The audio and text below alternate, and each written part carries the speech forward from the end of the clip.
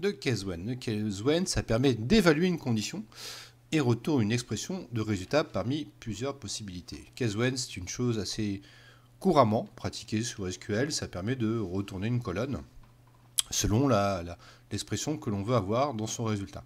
Donc je vais jouer sur la colonne sexe. Hein. Donc le F, on veut pour les femmes et les M pour les mâles, les hommes.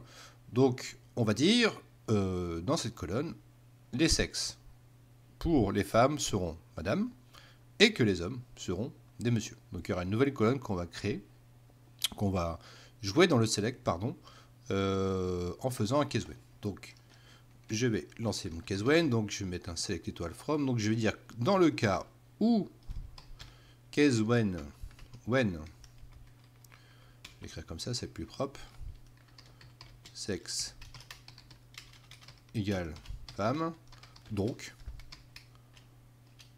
madame, ok, donc sexe égale monsieur, when, tout simplement monsieur. Pour le case when, il faut mettre un à la fin, sinon ça marche pas, vous aurez une erreur de syntaxe. D'accord, donc il faut, si je fais comme ça, il y a une erreur de syntaxe. Il faut fermer le case when, la syntaxe du case when par end. D'accord, donc là j'ai fait une petite faute, c'est pas grave. Hop. Donc là j'ai, dans le cas où le sexe est féminin, j'ai madame. Dans le cas où le sexe est mâle, j'ai un monsieur.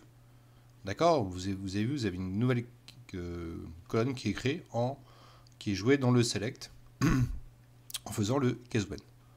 Il y a aussi la syntaxe du else. Si mon résultat qui n'est pas bon, je peux lui donner un autre résultat que je vais lui affilier. Donc ça va être sinon, le else c'est sinon, hein, la valeur que je lui set. Par exemple, je fais un case, when, donc dans la colonne âge, si c'est entre 16 et 20, donc on va dire vive la jeunesse, sinon on n'a plus 20 ans.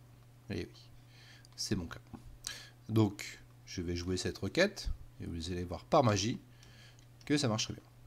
Donc tous ceux qui sont entre 18, 16, 17, donc qui correspondent bien à ma tranche d'âge, entre 16 et 20, donc on lui dit vive la jeunesse. Et ceux qui ont plus de 20 ans, ben, on dit on n'a plus 20 ans. Hélas.